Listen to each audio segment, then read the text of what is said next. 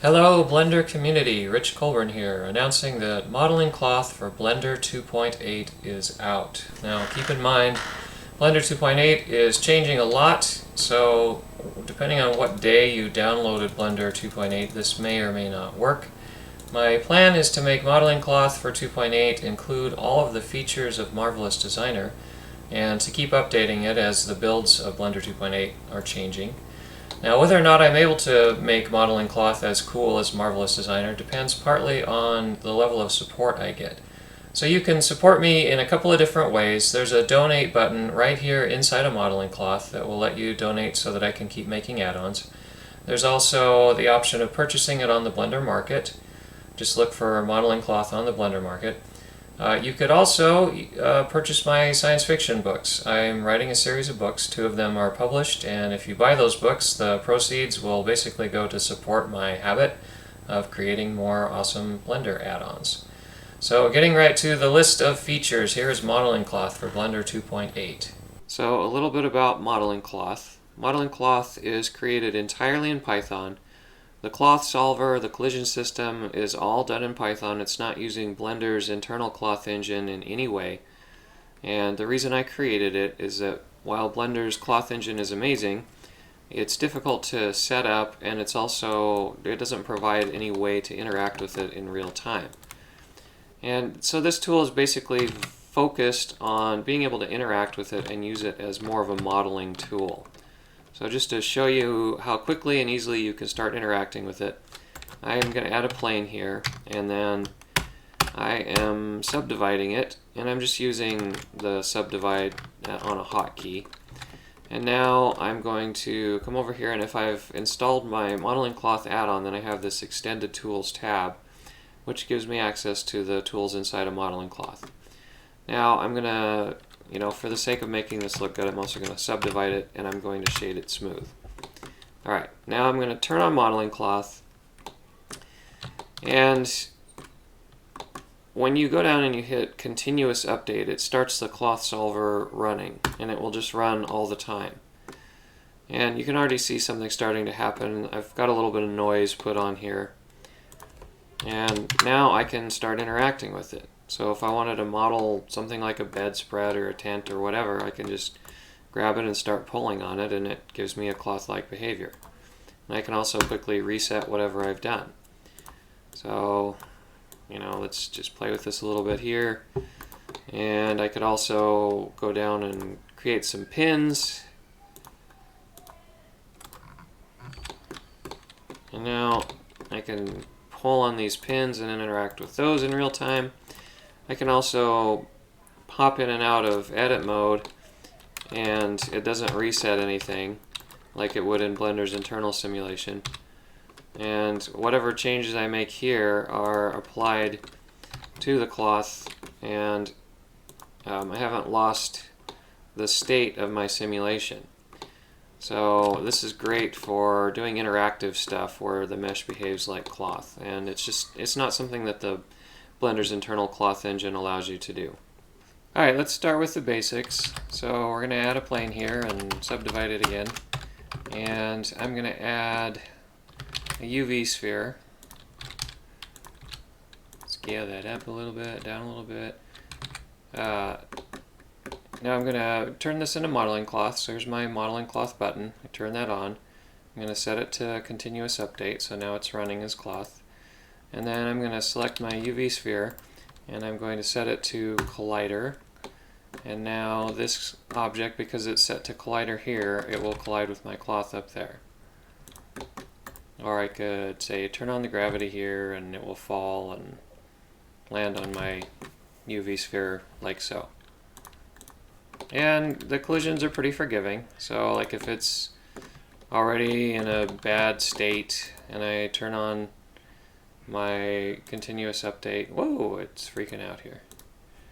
We're going to turn down the velocity a little bit, and now it just sort of fixes it. So that's the basics. Okay, some things you need to know about how modeling cloth is working. Modeling cloth is using shape keys for all of the changes it's making. So if I have this object selected and I click on modeling cloth, immediately I get 3 shape keys: the basis key, the modeling cloth source key, and the modeling cloth key. And the modeling cloth key starts out, by default, it's set all the way to 1. So now let's run this for a second and I'll show you what I mean. So we grab this, we make some changes here. The changes that you see are the changes that are being made to the modeling cloth key. And I can turn those off. So we're keeping the state of our original mesh inside the basis key. The source key is for you to play with. So here's the current state, and if we edit this, then our current state changes and our engine updates from there. And I'm going to turn the velocity way down just to make this easier to demonstrate. Now the changes can be quickly reset. Now if I make changes to my modeling cloth key and I run this, then it starts from there. But if I make changes to my source key, the engine is going to target those changes. So if I shrink an area down, for example, I shrink this way down, and then, so here's my current state, and my source shape is like this. The engine's going to target this source. So now when I run it, it's going to shrink down. And I've got the velocity set really low so that it will take its time to shrink down to that state. Now, whatever changes I make inside this source state, the engine's going to target that. So I think I could scale it way up, for example. And now when I run this, it's got all these crazy wrinkles because it's trying to achieve that much larger source shape. Or I could scale it way down, and it's going to shrink like crazy. Shrink all the way down to that smaller size. So whatever changes I make are actually only being applied to this modeling cloth key. It still keeps its original basis key. And if I want to save this state that I've got, say I'm modeling something and I like it here and I want to start from here now, then I can click on this Apply to Mesh button. So it's the 4th button down, Donate, Buy Books, Sew Lines, and Apply to Mesh.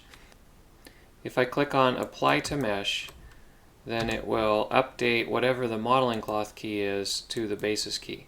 Now it still keeps the source key the same, but the modeling cloth state is then applied to the basis key. And you can delete these if you want, and it will regenerate them automatically so that it won't glitch out if you want to keep working with it. So we're just going to go down the list of buttons and talk about what they do. If we create our mesh again and we want to create sew lines, well, I've got a tool here that's just sort of for convenience that will let you quickly put sew lines between 2 sections, and it works best if you have the same number of vertices here and here where you're sewing it together. You click on the sew lines button and it just uses some features that are already built into Blender to add sew edges. And inside the modeling cloth, these sew edges work a specific way. So let's see, I should just set my velocity to something low by default. I'm going to start my cloth engine running, and the sew edges aren't doing anything because the sew force is actually down here in the physics settings. So it's the second one up from the bottom under these physics settings. And if I turn the sew force up, then it starts to pull that together. And it's set up so that if you set the sew force all the way to 1, it just fuses them. So if the sew force is set to something less than 1 and I grab it, you can actually pull it apart. Well, set it like here. You can pull these sew edges away from each other. But if you set the sew force to 1, then it treats it as if they were one vertex where they're sewn together. So it will no longer, unless you grab actually on it, it will no longer pull these sew edges apart.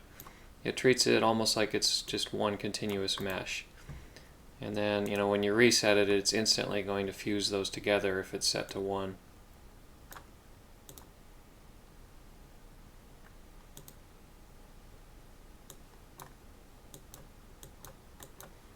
So that's how the sewing works. So we could do something fun with the sew lines and make a garment if we wanted. Let's do something simple here, just for fun.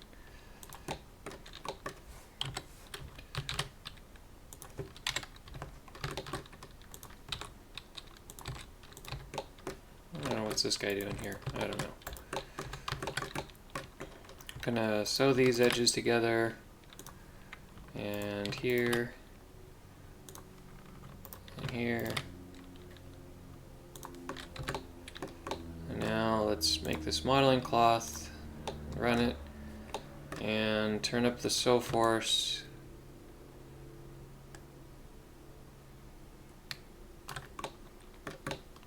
Make kind of a little box sort of thing. That's sort of fun. Maybe add some sew edges here. Run it now, and oh, it's freaking out.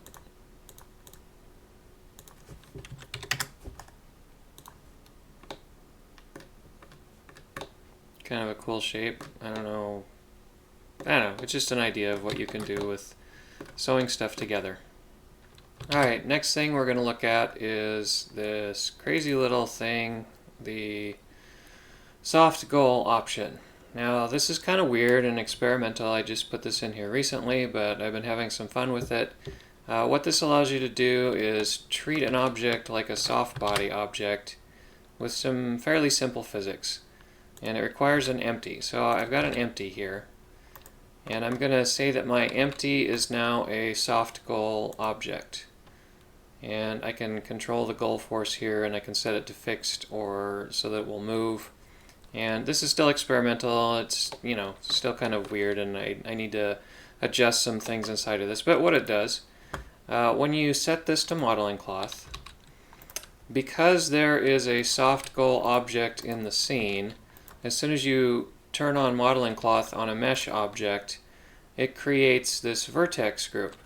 So if I go into my vertex group and I assign whatever I assign to my mesh, and I'm just going to turn everything to a weight of 1. Now when I run modeling cloth on this object, it's connected to this as a soft body goal, and it will move wherever this moves.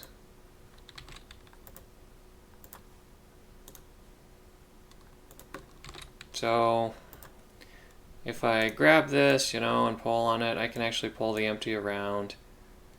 Or I can set this to a fixed goal. If I set it to fixed, then I can no longer pull that around. It's stuck in that one spot. And I'm not really sure what to do with this yet. It's just kind of a thing I created, and I thought, oh, this will probably have some cool future uses, but just so you know, that's what it does. And if you guys come up with something amazing, you want to link a video of what you've done with it, that would be great. But there it is, soft goal and fixed goal, and the goal force just controls the strength of that. So like if I set it, to something really, really low, then it has very little effect on it. It goes very slow to try to come back to the target. And that's annoying that it's collapsing, so I'm going to fix that. Alright, there, now it's going to be like, whoa, it's in orbit or something. Yeah, I'm sure somebody could think of something amazing to do with that, or maybe you just do what I'm doing right now and I'm mesmerized playing with it because it's like fun to play with.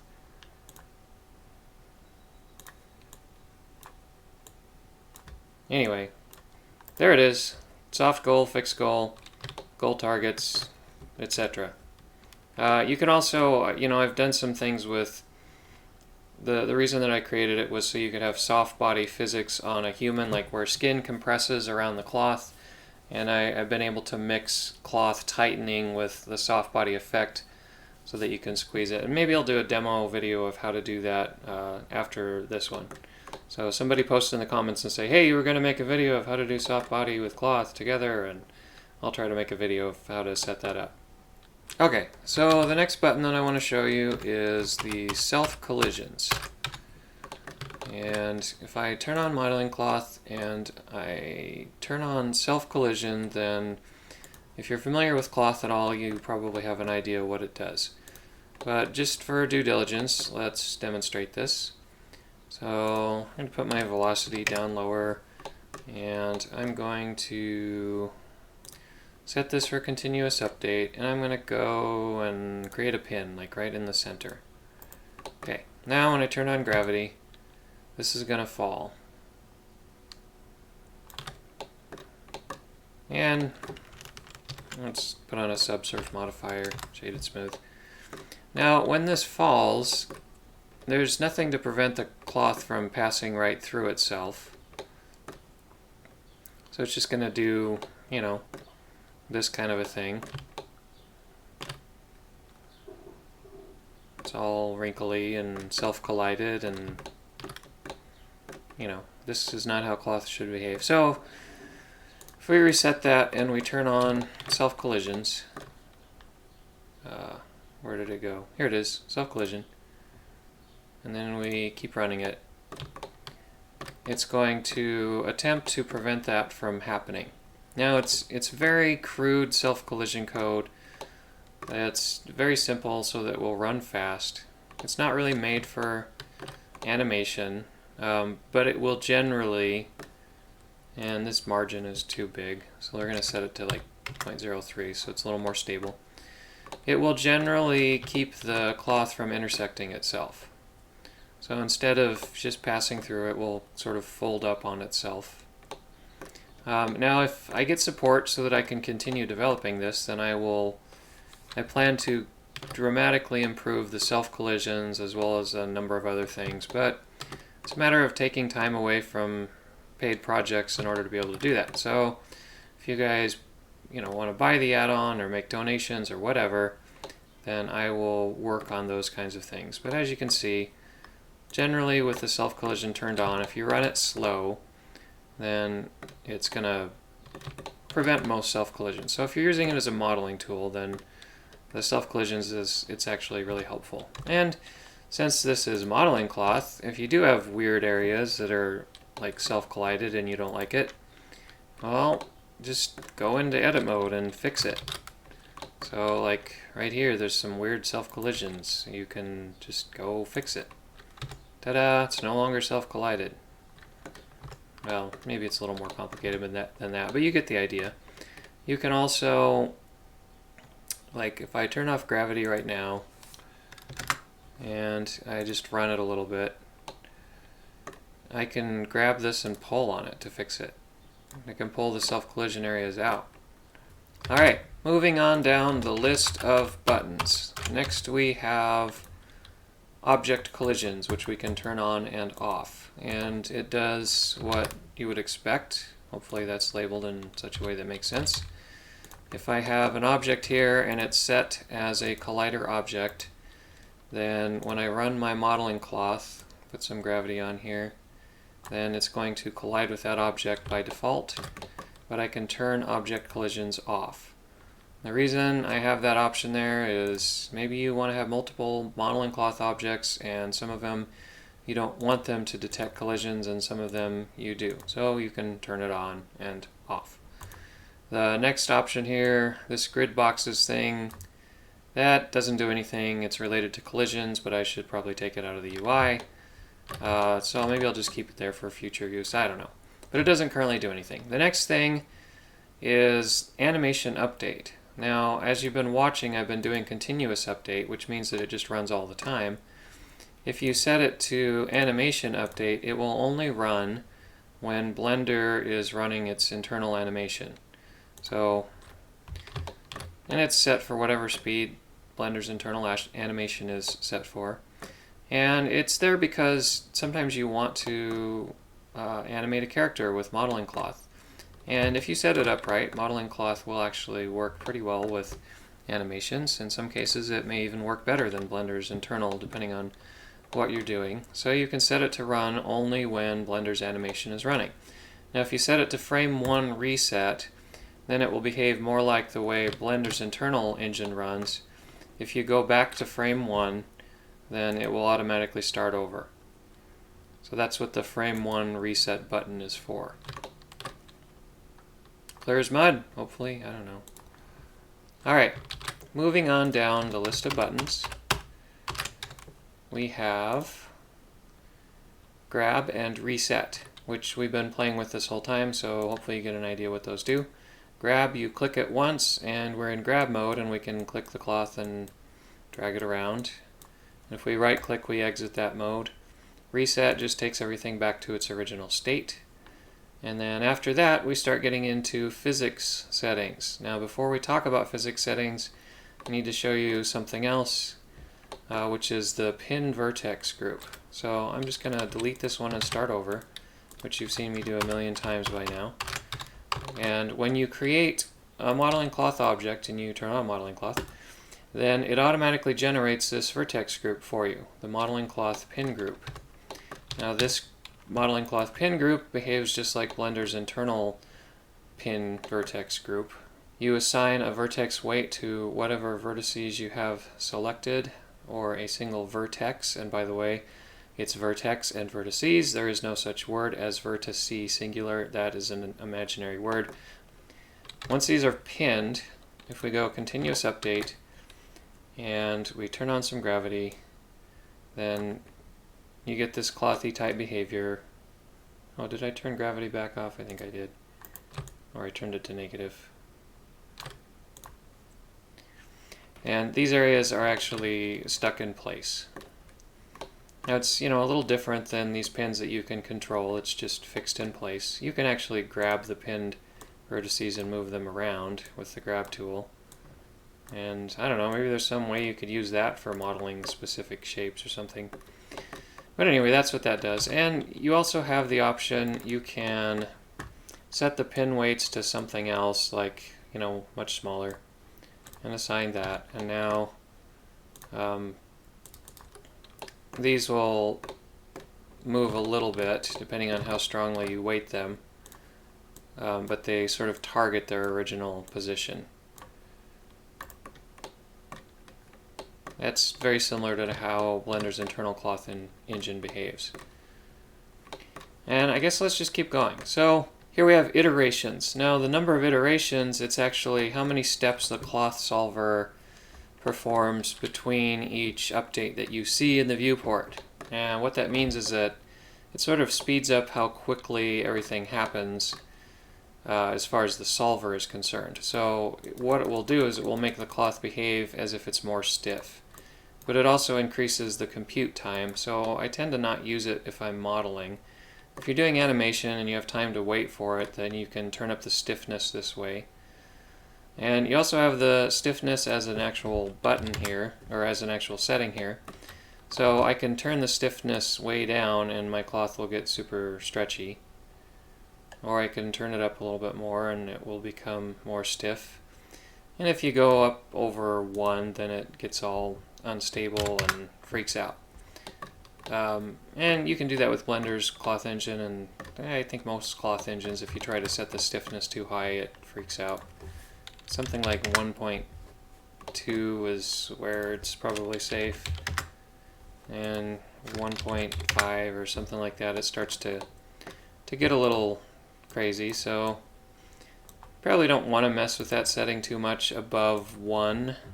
1 is a good stable place to work with it. It's mostly there so you can make it super stretchy if you want to.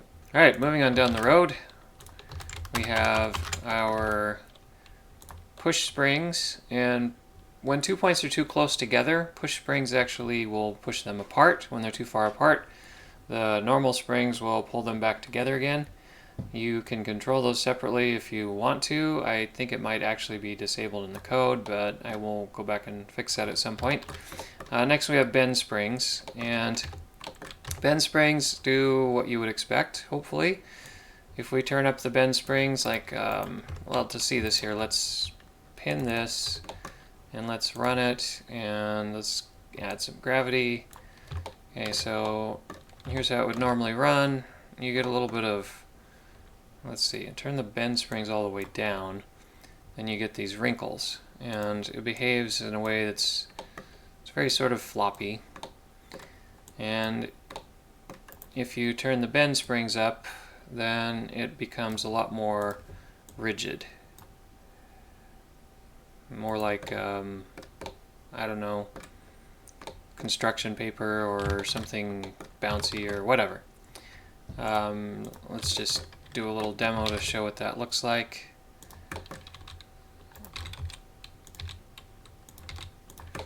I'm going to make this object a collider, and now we're going to run continuous update. You see with the bend springs on, it's very stiff, and if you turn the bend springs down to nothing, then it gets a lot more floppy. And you can turn these bend springs up really stiff, and then if you turn up the number of iterations, it increases compute time, but it also can make it very, very stiff. So now it's behaving, almost like, I don't know, sheet metal or something. Now if we go into the source key and we do something in here, like we put a little bend in it, well, now because we've got bend springs, when we run this, that bend is going to appear. So we can put all kinds of interesting bends and curls and things into it by tweaking things inside the source key. So like, we put a little curl on the end of it. We run it, now it's going to have that little curl on the end. So there's a lot of things you can do by playing around with the bend springs. Another option we have here is extend springs, and they're similar to bend springs, but it's kind of like the old school way of doing bend springs where they were not directional, and it just extends the area of the linear springs. And that may sound complicated, but essentially what it does, like if you just have your regular thing set up here, it's going to be soft and it's going to fold and do whatever it does. But if you turn on extend springs right here, then it will behave in a way that it's a lot more stiff. And it's a little cheaper to compute than the directional bend springs. So sometimes if you just want it to be stiffer, like if you want to make a stiff piece of paper, or like this ball that I'm playing with, and you don't really care about direction, then extend springs is one way that you can do it. It takes time for the computer to set it up. So if you have a big mesh and you click on extend springs, you're going to be waiting for it to compute, so just be careful with that. Next here we have the pin fall off right here in this spot, group pin fall off. And what that does is when you've got pins with a particular weight, say like a weight of something, and you are wanting those pins to behave in a particular way where they're not completely pinned, but they can pull away from their source location. If you adjust the pin group fall off, then it changes basically that multiplier. In case you don't want to screw around with trying to re-weight it, it's just easier sometimes to adjust it right here to get the stiffness that you want for where a pin group is. So that's what that does. Noise is actually, you can just add randomness. If you want to add wrinkles or randomness to your cloth, and if you set the noise decay to 1, then it will never go away. So each time you update the noise, now it's going to keep adding a force to the noise. And let me reset this so you can see that a little bit better.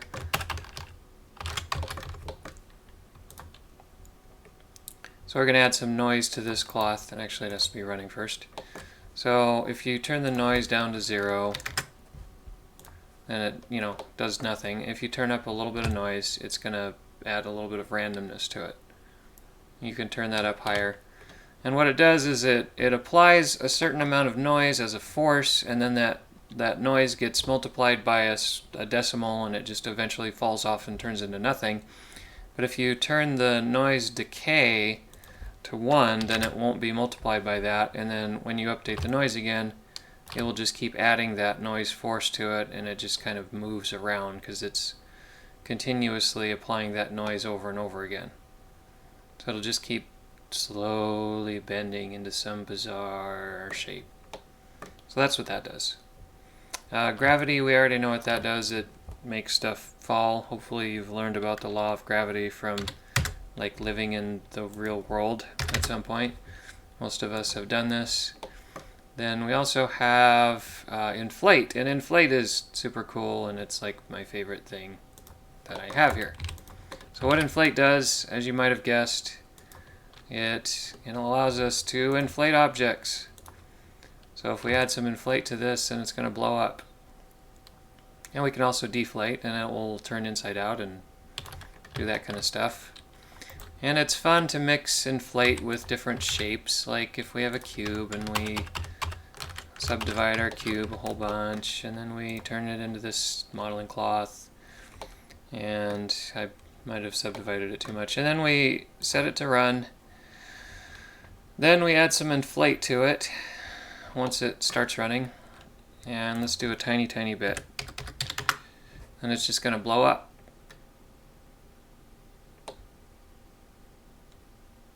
And it's sort of wobbly because it's, because of the velocity. And with inflate, you can make all kinds of cool stuff. At the beginning of this video, I showed like making kind of like a cushion or some kind of air mattress looking thing by using the inflate. And I'll just make a video about the inflate option at some point.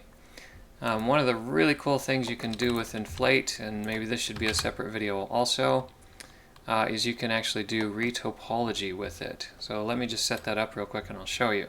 Alright, to demonstrate the Reit Apology, we start with the disembodied appendage of an unsuspecting victim, and we're going to make it a collider object, and then we're going to add a mesh, just a plane here, and I'm going to scale it up so that it sort of fits the area that I want to Reit Apologize. And then, let's see, something like that, and we'll just do between here and here to make it simple. Like that, and make this roughly squares, subdivide it a few times, and now we're gonna like move it up here. Now I want to actually duplicate it and flip the normals, and now I'm going to create some sew edges. So sew lines there and over here. Oops. Sew lines there, and now we're going to turn on modeling cloth, and I want to set the velocity down a little bit.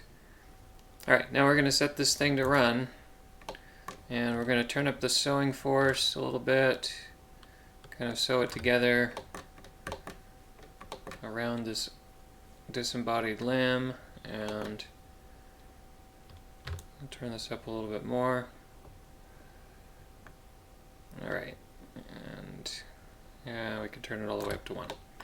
Alright, and it's not quite tight enough, so what we can do is we can go into the source key, and we actually want to scale it just on this one axis so it gets tighter. Like that. And that will actually make it tighten up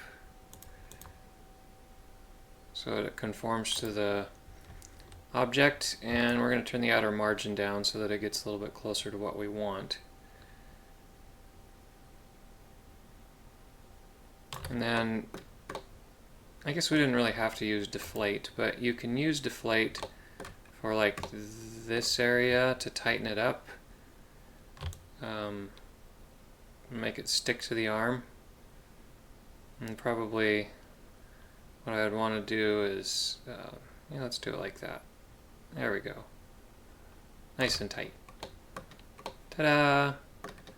We've just effectively Reit Apologized this severed limb. So, kind of an obscure thing that you can do with it, but yeah, look at that. That's kind of fun. Alright, so next on our list, we have velocity. Well, actually, we have sew force and we have velocity. Sew force, you already have seen what that does. Velocity is basically how much things keep moving, just like velocity in real life. So, like, let's make this run here. Turn on some gravity so it's pinned on that end. And now see how it's all bouncing around. If you set the velocity to 1, it'll just keep going and it'll just bounce around basically forever or until Judgment Day or whatever.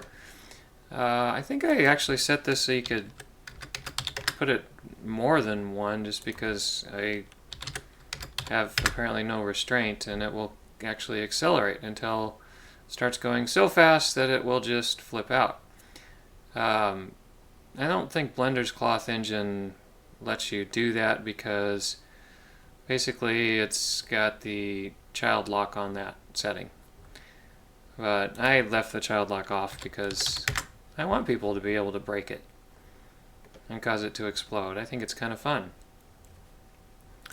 But if you set the velocity down to something really low, it's kind of like it has a tremendous amount of drag on it.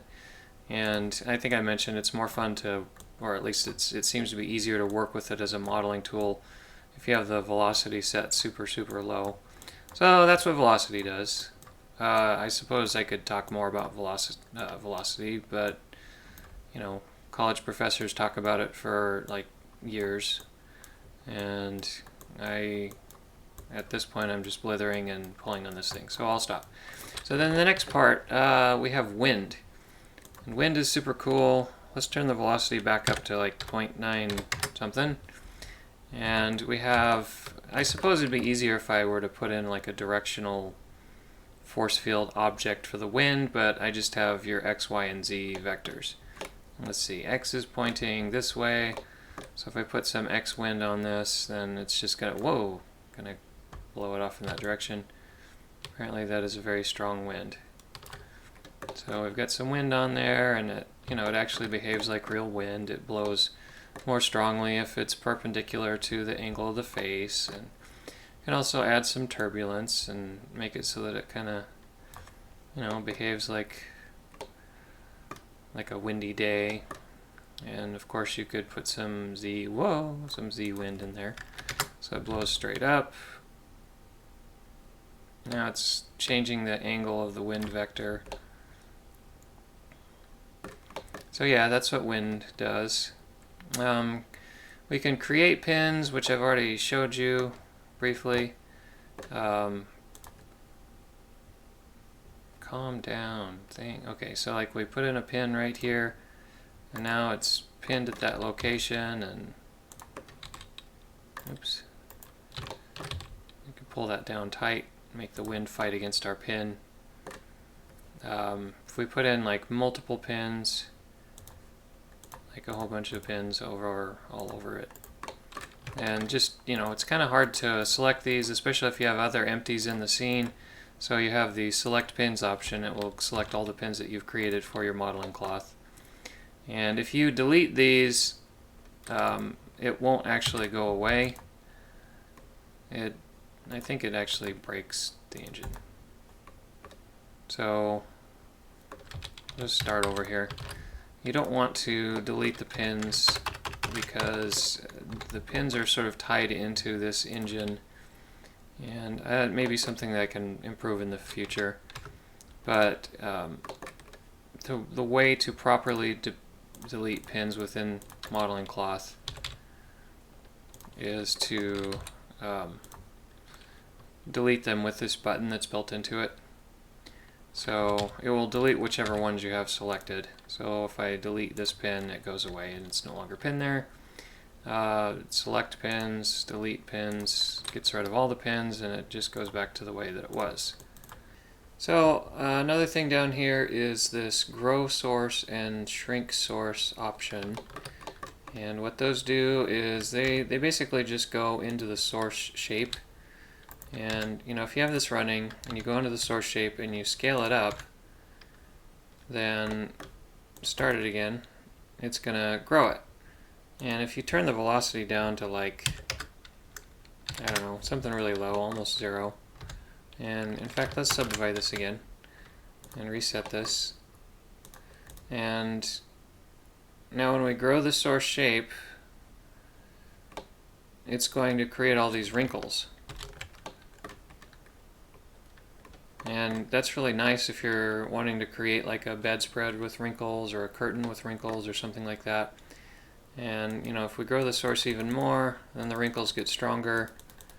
But what it does is it just basically scales up the size of the springs, and it's just a convenient tool for shrinking and growing. So, you know, like if you wanted to shrink an object around another object like we did earlier, like we add a UV sphere, for example, and we make it a collider, and then we add a plane, and we subdivide it a few times, and duplicate it, and then we do, select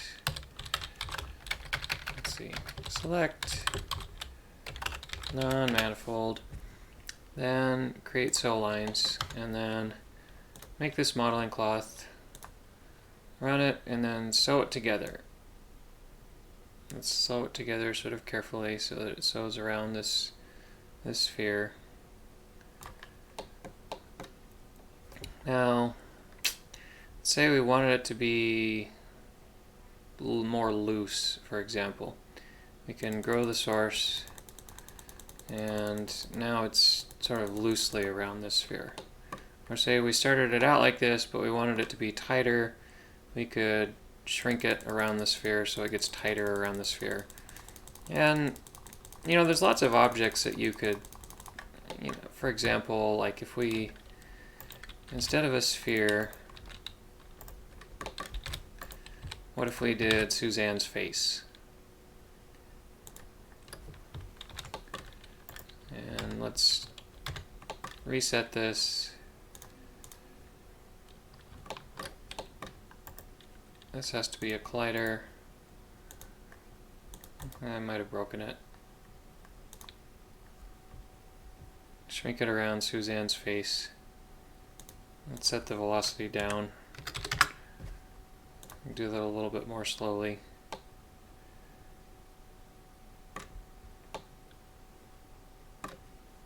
If you work with a little bit more, set up the resolution a bit, you could get something like an effect of wrapping something around something else. And you could grow the source or shrink the source to get the results that are a little bit more like what you wanted. There are a couple of options that only appear when you are in edit mode. So for example, let's go into edit mode here, and let's just make sure this is working, and it's working.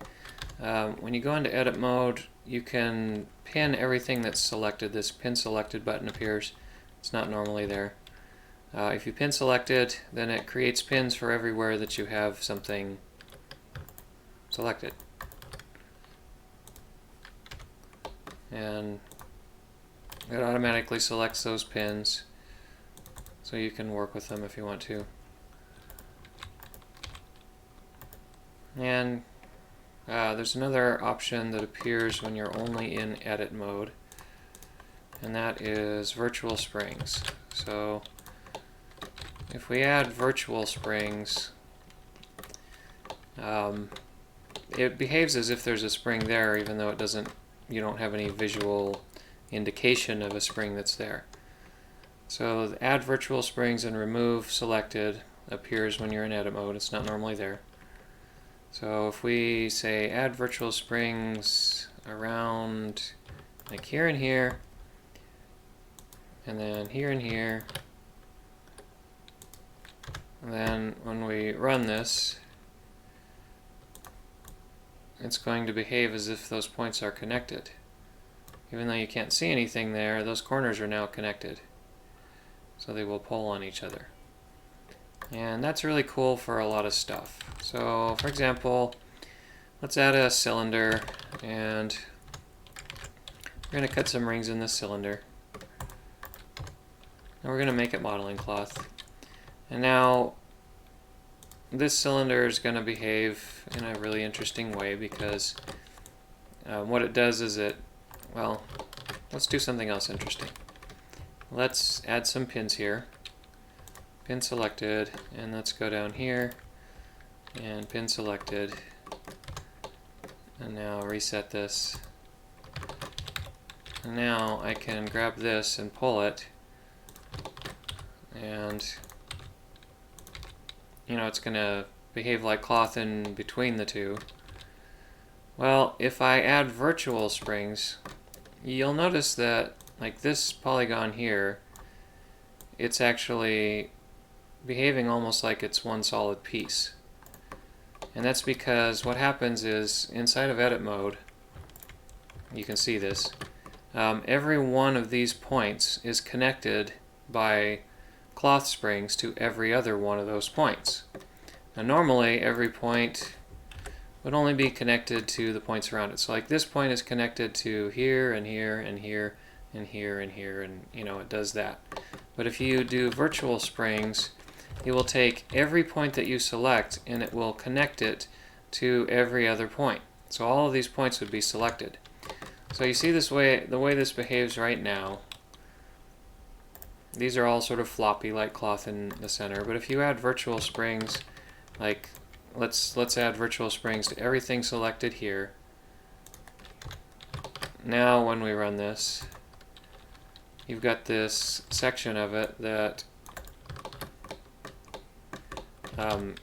it's going to behave more like it's rigid, where that area of virtual springs is connected.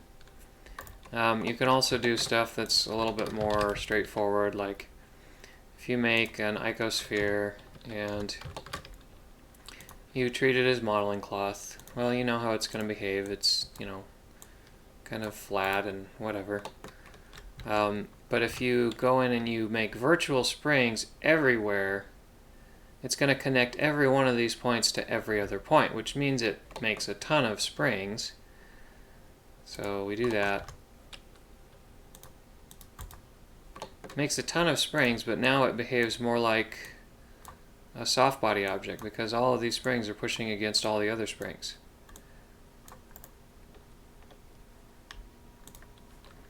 So if we do that with something like, let's make a collider object.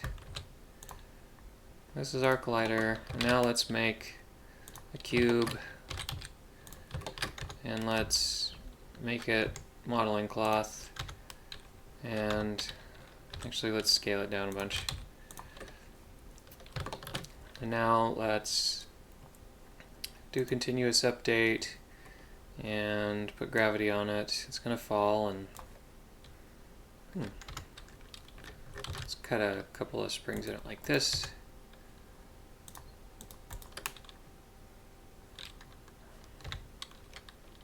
And we need a few more.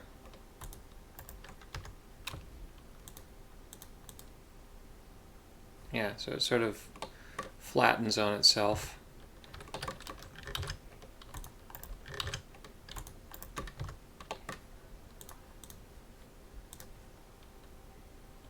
It just sort of flattens out. But if we reset this and now we add a bunch of virtual springs like on every point, now it goes back to being more like a soft body object, because it's connected all over the place to itself.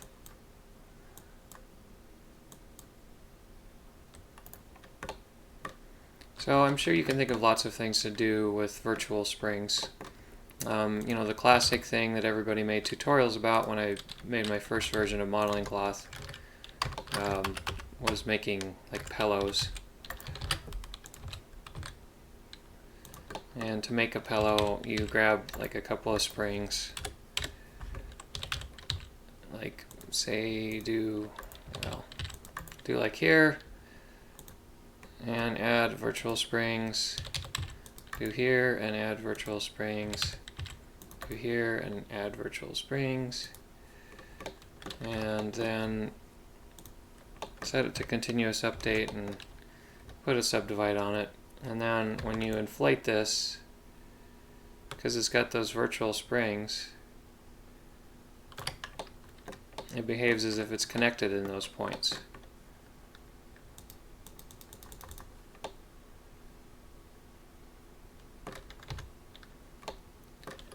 And I think if we go into the source key and we scale it down on the z-axis, we update it, yeah, it gives us a little bit more of that kind of an effect. This isn't a very good pillow, but hopefully it gives you the idea of what I'm talking about. Oh goodness, have I gone through everything? I believe I've covered all of the basic features. Now the next thing to do is to make some cool videos and some tutorials about how to make awesome stuff. So, for example, this image, which was made by this guy Rico. I don't know how to pronounce your last name. I'm sorry, Rico. I think it's like Cilliers, but maybe it's, I don't know, hard C. I'll have to ask. Anyway, yeah, he used modeling cloth to help him to create this awesome image that you see here, and of course I've used it for all kinds of stuff in commercial work and for fun and different things. So the add-on, you can buy it on the Blender Market, but the link is there also. You can get it for free. And the main reason that it's both for free and for sale, and they're identical, I'll keep both versions the same, is that I wanted to have it on the Blender Market, and I'm hoping to raise some support so that I can keep developing it. But with Blender 2.8 changing constantly, I know that it's likely that the add-on will keep breaking, and I didn't want somebody to buy it and then feel like it doesn't work. So the link for the free version is going to be there. Really what I prefer is if you want to support what I'm doing, then just donate and download it from the GitHub link, because there's no difference between the one that's on the Blender Market and the one that's on the GitHub link. Anyway, I guess that's the gist of it for modeling cloth. I hope you guys find this tool useful, and I hope I get enough support that I can keep developing it. So happy blending, everybody. Thanks for watching.